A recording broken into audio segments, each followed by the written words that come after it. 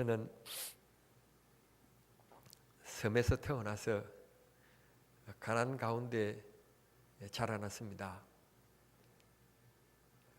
설은 저에게 특별한 설레임과 기대감이 있는 날입니다. 제 형님이 계시는데 저는 보통 키의 보통 체격입니다만 저희 형은 키가 아주 큽니다. 그래서 저희 형이 입던 옷을 저는 늘 이어받아 입어야만 했었습니다. 형님은 늘 새 옷인데 나는 늘 헌 옷만 이어받아 입는 겁니다. 문제는 형은 키가 큰데 저는 보통 키이기 때문에 소매도 꼭 접어야 되고 바지도 꼭 접어야만 했었습니다. 그때는 또 코가 왜 그렇게 많이 흘렀는지 이 접은 이 소매가 그때 당시 클 때는 손수건이라고 하는 그런 개념이 없었기 때문에 그 손수건이라는 것이 없었기 때문에 이렇게 걷어놓은 것을 코가 적당히 내려올 때 빨리 빨아들여야 되는데 그 타이밍을 놓치면 이게 이제 넘어서는 안 될 선을 넘어서 흘러내리는 겁니다. 그러면 영락없이 소매 밖에는 손수건이 없기 때문에 제일 빨라서 이렇게 밀고 저렇게 밀면 코가 없어집니다. 그런데 설날이 되어지면 제 꿈과 설렘이 뭔가 하면 어머니께서 당시에 유행이었던 골땡이 바지를 사주시는 겁니다. 어떤 분들이 그럽니다. 목사님은 왜 양복을 한치 큰 것 같은 느낌이 드는 그런 양복을 헐렁한 것을 입느냐고. 이유는 어렸을 때부터 형님이 물려준 풍성한 옷을 입었기 때문에 제 몸에 맞는 옷을 입으면 불편해요.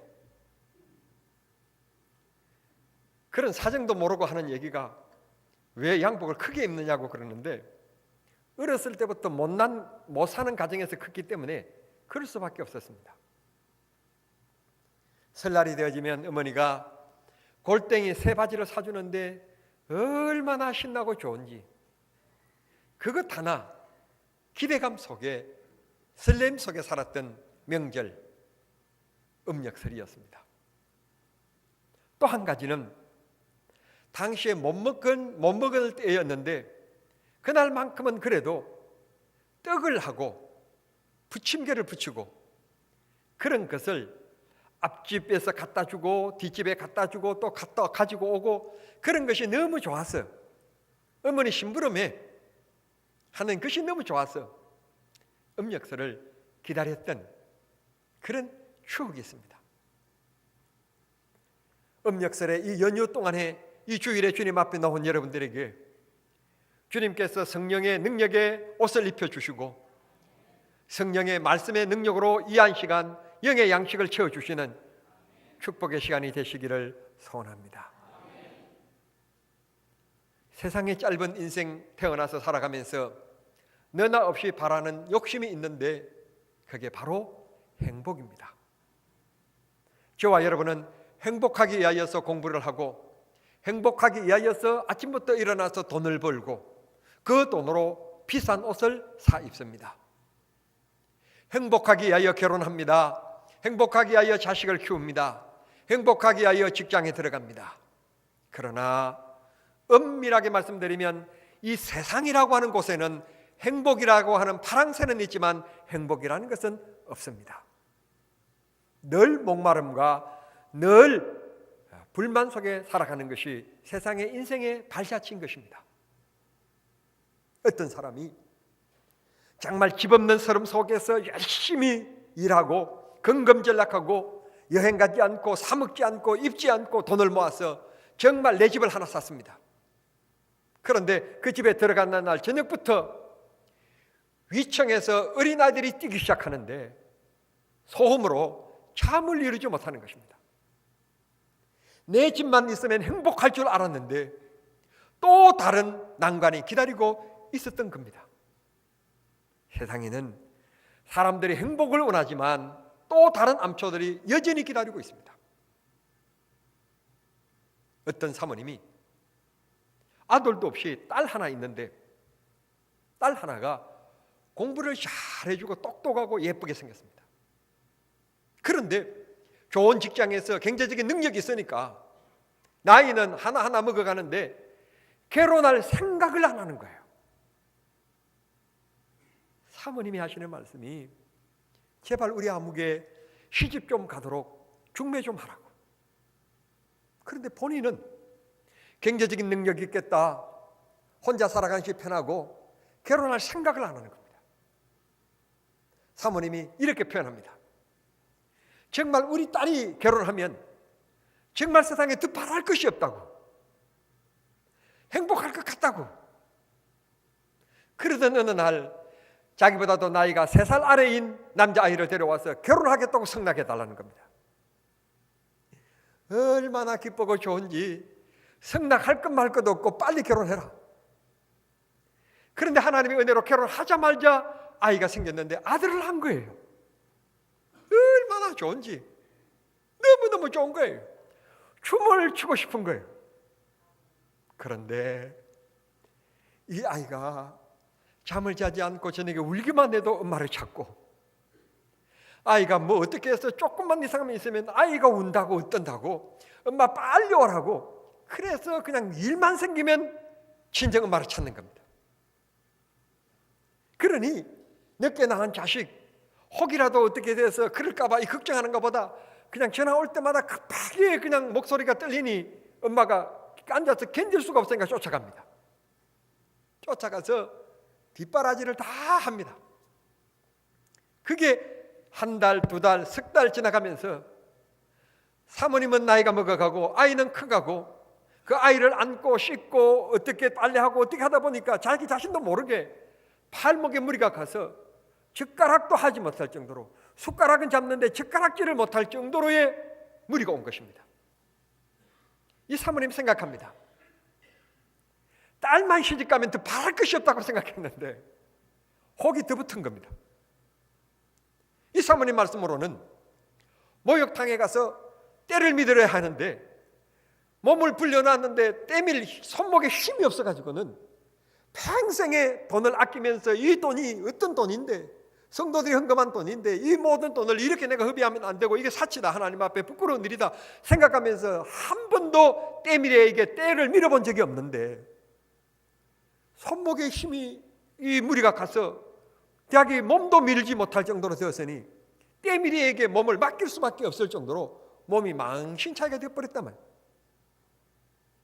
사람은 뭘 하나하나 원하고 그 꿈이 성취되어지지만 또 다른 난관이 있고, 세상이라는 말은 풍파라는 뜻인데 세상에는 행복이라는 것이 존재할 수가 없습니다.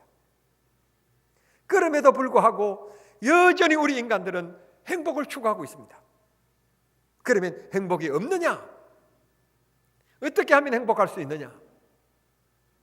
오늘 성경은 이렇게 말씀해 주시고 있습니다. 정말 우리들이 이 세상을 살아가면서 이렇게 살면 행복할 수 있다는 것입니다. 사람이 살아가는 이 세상, 너와 나 사이에는 생각이 다를 수밖에 없기 때문에 생각이 다른다는 말은 생각의 차이, 즉 갈등이 있다는 말이고 마찰이 있다는 말인데, 오늘 이런 세상 속에서 진정한 행복은 어떤 것인가? 12절에 이렇게 말씀합니다. 거룩하시고 전능하신 하나님의 사랑을 받고 있음을 믿을 때 내 마음이 행복해진다는 것입니다. 사람은 사랑할 때와 사랑받을 때 사람은 기쁘고 행복해집니다. 그런데 그 사랑도 변하게 되어 있습니다. 그 사랑도 언젠가는 문제가 됩니다. 내가 옛날에 연탄 뗄 때 연탄이 없어서 그 추운 방에 있을 때가 내가 연탄을 빌려주고 쌀을 퍼주고 했는데 그런다고, 그러면서 자기 공력을 나타내려고 하는 자만심을 가지고 있는 것이 인간입니다. 사랑도 변합니다. 사람의 감정은 변하게 되어 있습니다. 그러나 전능하실 뿐만 아니라 변함이 없으신 하나님의 사랑을 내가 받고 있다는 것을 믿을 때 사람은 기뻐집니다. 행복해지고 생계가 돋습니다. 즐거워집니다. 은혜가 넘치는 겁니다. 우리 모두 이 세상에 하나님의 사랑받고 있다는 이 소중한 뜻, 이 실질적인 사실 꼭 믿으시고 기쁘고 즐겁고 행복하게 살아가는 성도님들이 되시기를 소원합니다. 그 다음에 13절 말씀 보면 이렇게 얘기합니다. 사람이 살아가는 데는 너와 나 사이에는 갈등이 있을 수 있고 문제가 있을 수 있는데 그걸 성경이 뭐라고 말하는가 하면 불만이다, 그렇게 얘기했습니다. 불만이 없으면 좋겠는데 불만이 없을 수는 없습니다. 제 아내도 저에게 대한 불만이 있을 겁니다. 저도 제 아내에 대한 불만이 있습니다. 국민은 나라에 대한 불만이 있습니다. 제자는 스승에 대한 불만이 있습니다. 그런가 하면 스승도 제자에 대한 불만이 있습니다. 직장대로, 나라는 나라대로, 교회는 예외인 줄 압니까? 교회는 교회대로 불만의 문제들이 도사리고 있습니다. 그런데 이 불만이 가지고 있는 난 사람은 행복할 수가 없다는 것입니다. 그러면 어떻게 해야 됩니까? 이 불만을 극복하는 것입니다. 동네 앞에 사람들이 늘 다니는 길인데 옛날에 돌뿌리가 이렇게 튀어나와 가지고는 가끔 가다가 아이들이 뛰어노다가 이 돌뿌리에 걸려서 넘어지는 겁니다. 이 할아버지가 그만 생각해 보니까 아니 저게 옛날부터 있어 가지고 지나다니는 사람들에게 좀 불편하게 하구나. 내가 오늘은 저 돌을 캐내야 되겠다. 그리고는 가서 꽃갱이로 그 땅을 파면서 이 돌뿌리를 캐내려고 하는데 파면 팔수록 돌이 점점 커지는 겁니다. 그래서 하루 종일 애쓰고 땀 흘리고 노력했는데 결국은 포기할 수밖에 없었습니다. 안 되겠다. 더 커지는구나. 큰 바위구나. 조그마한 돌멩이가 아니라 안 되겠다. 그리고는 파낸 흙을 가지고 다시 덮었습니다. 흙이라고 하는 것은 원래 퍼내면 분량이 더 커지는 법입니다. 그 덮다 보니까 돌이 없어져 버린 겁니다. 다 덮어진 것입니다. 우리가 어떤 사람과 마찰이 있고 어떤 문제가 갈등에 문제가 있어지면 그 원인 분석을 하고 원인에 대한 것을 책임지려고 하는 습성이 있습니다. 성경은 우리에게 이렇게 얘기합니다. 그냥 있는 그대로 용납하고 용서해라. 그냥 덮어주라는 겁니다. 그 이 사람이 땅을 파고 나서 덮고 나니까 이상하게 흙이 많아진 것도 아닌데 원래 흙이 많아지는 법이니까 덮다 보니까 돌멩이가 없어진 겁니다. 편편하게 된 겁니다.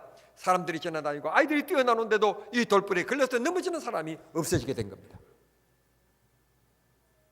불만이라는 것이 없을 수 없습니다. 어느 곳에나 불만은 있습니다. 그 불만을 우리가 극복하는 일밖에 없습니다. 캐낼 수가 없습니다. 극복하는 길입니다. 그 불만을 극복하면 우리는 이 세상에서 행복할 수 있다는 것입니다. 사랑하는 성도 여러분, 어떻게 해서 그 불만을 극복할 수 있을까요? 더 커질 때, 내 마음이 더 너그러울 때 극복할 수 있습니다. 좁은 마음으로는 그 문제를 극복할 수가 없습니다. 문제에 자꾸 부딪힙니다. 넓은 마음을 가질 때 덮게 됩니다. 덮게 될 때 극복이라고 하는 겁니다. 이겨내게 되는 겁니다. 우리 모두 넓은 마음, 큰 마음 가지고 모든 문제를 이겨내는 주님의 마음이 될 수 있기를 바랍니다. 주님의 마음은 이 세상에 이해하지 못할 것이 없고 용서할 것이 없습니다. 여러분, 미움이 변하여 감사가 됩니다. 기쁨이 됩니다. 사랑이 됩니다. 주님은 조건적인 사랑이 아니기 때문에 그렇습니다. 무조건적인 사랑이기 때문에 그렇습니다. 우리는 조건적인 사랑을 얘기할 때가 많습니다. 그래서 불만이 생기고 문제가 생기는 겁니다. 무조건적인 주님이 나를 사랑하신 것처럼, 주님도 아무 조건 없이 무조건 나를 사랑하셔서 주님의 자녀 삼아주신 것처럼 우리도 덮어주는 믿음이 될 수 있기를 바랍니다. 14절 말씀 보시면 이렇게 얘기합니다. 그 방법에 대해서 이렇게 얘기합니다. 서로 용서하라. 용서는 따지지 않습니다. 묻는 것이 아닙니다. 지금 같은 날씨에 이불이 없으면 안 되잖아요. 이불이 있어야만이 따뜻하고 포근한 단잠을 잘 수 있지 않습니까? 사랑이라는 것은 서로 덮어주는 겁니다. 따뜻한 것입니다. 추운 것이 아니라 따뜻한 것, 덮어주는 것, 상대방을 포근하게 만드는 것, 그게 사랑입니다. 14절 말씀 얘기합니다. 서로 용서하고 사랑하라고. 말씀합니다. 그러므로 우리 모두 사랑의 마음을 가지도록 해야 되겠고, 주님의 마음이 내 마음 될 수 있도록, 주님의 사랑이 내 사랑 되어서 이 세상에 극복하여 짧은 인생 동안 행복한 삶을 살아갈 수 있도록 나를 붙들어 주십시오. 기도하는 저와 여러분이 되어야 될 줄 믿습니다. 끝으로 15절 말씀해 보면, 평강이, 주님의 평강이 내 마음을 주장하게 하라.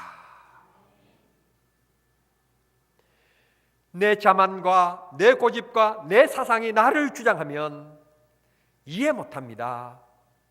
남과 하나 될 수가 없습니다. 밤도 껍데기가 깨트려져야만이, 맛있는 밥도 그 게의 게라고 하는 껍질이 벗겨져야만이 맛있는 밥을 얻을 수 있게 되는 것처럼, 나라고 하는 것을 깨뜨리게 될 때, 깨지 아니하면 하나 될 수가 없습니다. 깨야만이 됩니다. 요즘에야 뭐 정미 기술이 아주 뛰어나서 그렇습니다만, 옛날에는 가끔 가다가 밥 속에 껍질이 벗겨지지 않는 그냥 벼 그대로 있는 것들이 많이 있었습니다. 그 벼 껍질만 까면 똑같은 밥입니다. 그럼에도 불구하고 껍질이 까지지 않는 그 벼는 입에서 펴서 버리게 되었습니다. 우리도 너와 나 사이에서 결국 짧은 인생 살아가며 행복해야 되겠는데, 즐거워야 되겠는데, 감사해야 되겠는데, 우리 자신을 깨야 되는데, 그게 바로 뭔가 그러면 서로 용납하는 겁니다. 내 편에서 이해하는 것이 아니라 상대편에서 이해해주고, 상대편에서 바라보고, 상대편에서 들어주고, 그런 시각을 가지면 행복해질 수 있다는 것입니다. 주님의 마음이 너희 마음을 지배하게 하라. 내 마음과 내 고집이 나를 주장하는 것이 아니라 주님의 엄청난 그 사랑, 나를 용서해 주시고 죄악 가운데도 구속해 주셨을 뿐만 아니라 영생을 얻게 만드신 그 크신 사랑을 입었으니, 그 크신 사랑이 내 마음을 주장하게 하라. 그 큰 사랑을 받고 보니 이것은 아무것도 아니구나. 그렇게 큰 은혜를 읽고 보니 이건 아무것도 아니구나. 이런 정도야 주님의 사랑에 비하면 어린 아이들 얘기대로 눈곱도 아니다. 이건 그런 넓은 마음을 가지게 될 때 비로소 우리 마음속에 사랑이, 행복이 찾아온다는 것입니다. 주님의 마음이 우리를 지배하게 하십시다. 내 생각이, 내 고집이 지배하게 하면 안 됩니다. 성경은 이렇게 결론을 짓습니다. 15절부터 17절까지 9절마다 우리들에게 말씀하시기를, 감사하는 자가 되라. 그러면 행복할 것이다. 좋은 일에도 흠을 잡아내는 사람이 있는가 하면 힘들고 어려운 가운데도 감사거리를 찾아내는 사람들이 있습니다. 시각의 차이입니다. 생각의 차이입니다. 다시 말씀드리면 믿음이 뭐냐? 생각을 바꾸는 겁니다. 시각을 바꾸는 겁니다. 내 중심에서 주님 중심으로 바꾸어 사는 겁니다. 그러면 행복해질 수 있는데, 어떤 일에서도 너희는 감사하는 자가 되라. 감사하는 자. 그러면 행복해질 것이다 말씀합니다. 사랑하는 성도 여러분, 감사를 잊어버린 사람을 우리는 이렇게 표현합니다. 개만도 못한 사람. 사랑하는 성도 여러분, 저는 이 말을 참 실감하고 있습니다. 저는 개를 좋아해서 성도님들이 개를 아주 싫어하시는 분들이 계신 줄도 알면서도 우리 교회 앞마당에 개를 4마리나 키우고 있습니다. 그런데 제가 이 4마리를 다 버릴 수가 없습니다. 머리를 쓰다듬고 그냥 안아주고 옷을 막 버립니다. 그리고는 어디에 나가서 혹시 식사를 대접받을 일이 있으면 그 먹고 남는 음식이 있으면 음식 쓰레기로 나가면 그것도 또 버리는데 또 그 식당에서 돈으로 버릴 거 아니겠습니까? 그러니까 나는 국가에 이바지한다는 생각을 가지고 비닐에다가 남는 음식을 싸가지고 옵니다. 내가 싸가지고 올 수밖에 없는 이유는 제 차가 들어오는 것을 보자마자 이 4마리가 이리 뛰고 저리 뜁니다. 우리말로 표현하겠습니다. 여러분 웃지 마십시오. 할렐루야 할렐루야 어서 오시라고 이렇게 저렇게 날뜁니다. 음식을 나누어줍니다. 음식을 나눠주면 이 4마리가 한결같이 빙빙 돌면서 어느 틈에 와서 나에게 딱 키스를 하고 갑니다. 제 아내도 안 해주는 키스를, 개 4마리의 키스의 세례를 받습니다. 어떨 때는 밥그릇을 이렇게 엎어놓습니다. 바로 둬야 될 텐데 뭐 밥그릇에 자기가 배가 고픈데 먹을 것이 없다고 아마 시를 하는지 이걸 막 엎어놓습니다. 그러면 제가 야단을 칩니다. 그냥 이렇게 작대기 같은 걸 들고, 이게 네 밥그릇인데, 네가 동물이지만 그래도 네 밥그릇은 소중히 여길 줄 알아야지, 이걸 어떻게 이렇게 뒤엎어 놓았느냐고 야단을 칩니다. 그런데요, 얼마나 걔가 저 주인을 닮아서 똑똑한지요, 제가 목 톤이 높아지면요 저 기슭에 가가지고 그만 쪼그리고 앉습니다. 그러면요 눈이 이렇게 쳐다봐야 될 텐데 흰자가 많이 보이게끔 옆으로 이렇게 아유, 걔도요 참 똑똑해요. 그래서 주인이 하나도 지금 야단치구나 하는 것을 느껴요. 그리고는 가만 쪼그리고 앉았습니다.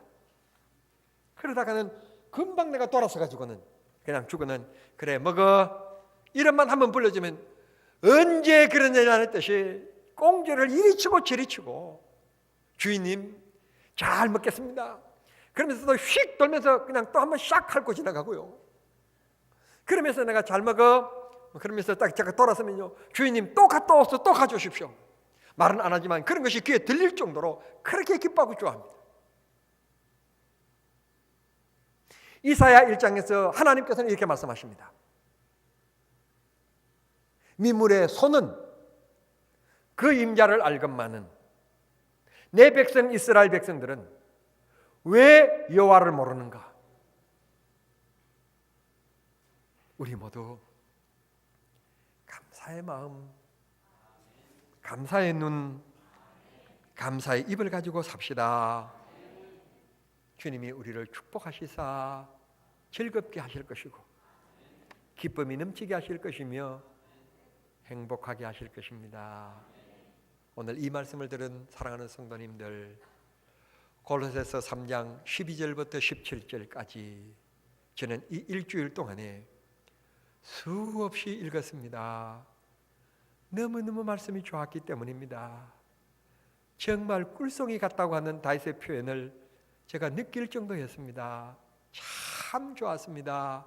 이 말씀을 읽으면 읽을수록 마음이 편안해졌습니다. 기쁨이 왔습니다. 즐거움이 왔습니다. 사랑하는 성도 여러분, 이 말씀 들은 성도님들 모두 주의 은혜와 평강을 누리는 행복한 축복된 삶이 되실 수 있게 되기를 우리 주님 이름으로 축원합니다. 기도하겠습니다. 하나님 우리 아버지 감사합니다.